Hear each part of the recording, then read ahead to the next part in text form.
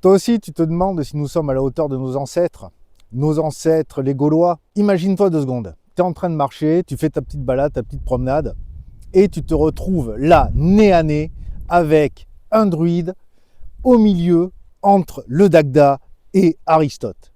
Et là, tu as le druide qui vient te voir et qui te demande « Tu t'exerces à la vertu ?» Qu'est-ce que tu lui réponds? Ben moi, je vais te le dire ce que tu lui réponds. Tu lui réponds exactement ce que moi, je lui aurais répondu. Rien du tout, nada. Tu es là, tu bafouilles parce que la vertu, on ne sait plus vraiment ce que c'est. Ah, c'est un mot qui est utilisé comme ça, à droite, à gauche, pour se valoriser, pour se donner des airs de « je sais ce que c'est la vertu, je suis vertueux, ha ha ha ». Mais au final, c'est un mot que tu places comme ça, histoire de. Moi aussi, je l'ai fait, ne t'inquiète pas. Bon, on va voir ce que c'est la vertu. On va se baser sur les travaux d'Aristote. Éthique à Nicomaque et la grande éthique. La vertu est étroitement liée à l'arrêté. L'arrêté qui est une notion, mais que l'on retrouve dans toute l'Europe antique en fait. L'arrêté, c'est l'excellence. Être capable d'exceller dans les domaines qui nous sont naturels, dans lesquels nous avons de l'aisance, et nous entraîner dans des domaines où nous avons moins d'aisance. C'est toujours chercher à être meilleur. Alors tu vas me dire, est-ce qu'on retrouve ça chez les Gaulois, chez les Celtes? Bien sûr, bien sûr. Le Dagda, qu'est-ce que ça veut dire le Dagda? Bien, le Dagda, ça veut dire le dieu qui excelle. Le Dagda, qui est aussi Soukélos, ça veut dire le bon frappeur, celui qui frappe bien et fort. L'excellence, c'est une demande qui nous est faite autant d'un point de vue individuel que d'un point de vue collectif. Celui qui excelle sera une force pour le groupe, et celui qui excelle est une force pour lui-même, puisque le groupe le demandera. Ok, bon, alors maintenant, on a vu à peu près ce que c'était que l'excellence. Mais la vertu, c'est un concept un petit peu épais à expliquer, et d'abord, je pense qu'il est essentiel de savoir où se situe l'origine de la vertu. L'homme, l'être humain, est constitué de 3 parties. La partie végétative, qui en gros est la partie qui ne bouge pas, qui est tout simplement les automatismes du corps. La digestion, la respiration, les battements du cœur, la production d'hormones, ça fait partie de la partie végétative. C'est la partie en fait qui ne se nourrit pas. Ensuite, nous avons la partie irraisonnable. La partie irraisonnable, c'est le siège de nos émotions, de nos passions, de nos instincts et de nos besoins. Le besoin de se nourrir, le besoin d'être en sécurité, le besoin de se reproduire. Colère, les peines, les frustrations, mais aussi les bonheurs. C'est dans cette partie-là, cette partie irraisonnable, que se trouve cette liste. Et ensuite, nous avons la dernière partie, la partie qui est douée de raison. C'est celle tout simplement qui nous permet de réfléchir.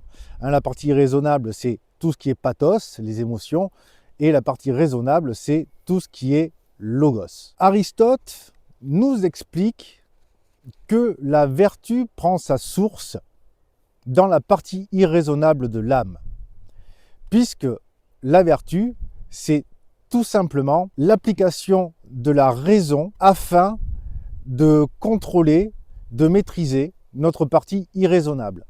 Notre partie irraisonnable qui est capable de nous faire nous activer si nous sommes en peine ou si nous sommes dans la douleur. Tu as faim, tu es dans la douleur, tu vas manger et tu aurais tendance à te goinfrer puisque nous avons un corps, nous sommes un animal et forcément nous allons commencer à nous goinfrer jusqu'à ce que nous ayons le ventre comme ça, qu'on n'en puisse plus de vivre. Eh bien la raison va te permettre de te dire attends, j'ai de la bouffe dans le frigo, c'est pas la peine que je me resserve 25 fois, ça va aller, on a de quoi manger, on a la technologie, calme-toi. La raison va permettre de tout simplement raisonner nos bas instincts, tout simplement. Donc la raison nous permet de nous modérer. La vertu est donc une harmonie entre notre raison et nos passions. La vertu, ce n'est donc pas quelque chose d'instinctif, puisque nous sommes obligés d'y appliquer la raison. Et si ce n'est pas quelque chose d'instinctif, ce n'est pas quelque chose que nous allons faire comme ça. C'est une habitude à prendre, c'est une réflexion à faire, c'est une habitude à prendre et une attention que nous devons avoir absolument tous les jours. Alors, moi je ne sais pas ce que vous faites pour essayer de garder des bonnes habitudes, mais j'avoue que les stoïciens, ils ont trouvé une bonne astuce pour ça. C'est tout simplement, à la fin de la journée, de réfléchir à ta journée et d'identifier les moments où tu as été soit dans le vice, soit dans la vertu, afin de pouvoir justement créer ces habitudes, que la réflexion se fasse beaucoup plus rapidement. Ça te permet de t'éduquer et de rendre une réflexion donc beaucoup plus automatique. Alors, il me semble tout à fait nécessaire de se reporter à l'analyse qu'a fait Aristote des mécanismes de nos choix. D'abord, nous avons la perception, d'abord nous observons ce qui se passe, on prend conscience de l'action dans laquelle nous sommes, dans laquelle nous interagissons. Ensuite, nous émettons un jugement, c'est le moment où on détermine quel est l'enjeu de la situation. Je vais en revenir à la bouffe. Nous arrivons, perception, j'ai faim, j'ouvre le frigo et tu te retrouves avec ton frigo plein. Ensuite, il y a ce moment de jugement où tu vas te dire j'ai le frigo plein, je peux me servir et me rassasier jusqu'à plus en pouvoir. Et c'est à ce moment-là que rentre la raison, où il va falloir que tu te dises bon ça va, je vais juste prendre 2 steaks ou un steak haché, je vais prendre un petit peu de légumes et pas forcément le plat de légumes entier et le kilo de steak que j'ai en face de moi. C'est le moment de la raison qui est en train de s'appliquer et en même temps on vient de faire le moment de la délibération où on se sert de notre raison pour analyser et prendre la décision. Donc la dernière partie, le choix. Et une fois que nous avons fait notre choix, eh bien nous passons à la praxis. Nous passions à l'action. Et là, on va tout simplement prendre ce dont nous avons besoin et pas plus que ce que nous avons besoin. Maintenant que nous avons vu tout ça, nous allons définir la vertu. La vertu, c'est la juste mesure entre 2 extrêmes. C'est savoir se placer justement entre un excès et un défaut. C'est être capable d'activer sa raison pour maîtriser notre pathos, pour maîtriser l'animal qui est en nous, l'animal que représente notre corps. C'est très clairement, d'un point de vue éthique, d'un point de vue sociétal, le meilleur chemin qui va nous amener justement vers cette excellence personnelle et cette excellence aussi envers le groupe. À bien comprendre que nous ne nous plaçons pas au milieu de l'excès ou du défaut, nous nous plaçons à la juste mesure. Ce n'est pas l'équilibre total, parce que si tu te places au milieu tout le temps, finalement, ta vraie décision, c'est de suivre les autres. Je vais te donner quelques vertus, comme des vertus éthiques, qui est la libéralité, qui se situe entre la prodigalité, le gaspillage, et l'avarice. Tu as la tempérance. La tempérance, c'est la vertu qui est associée aux besoins physiques, qui est associée à tout ce qui est kinésique, tout ce qui va au corps. La tempérance, c'est la juste mesure entre la débauche et l'insensibilité. Trop de débauche, c'est être guidé par sa bite, et l'insensibilité, c'est ne ressentir aucun plaisir physique. Et c'est bon pour tout, pour la nourriture, pour l'observation de la beauté de quelque chose. Nous avons aussi des vertus intellectuelles, comme la sagesse, qui est la juste mesure entre la prétention intellectuelle et l'ignorance.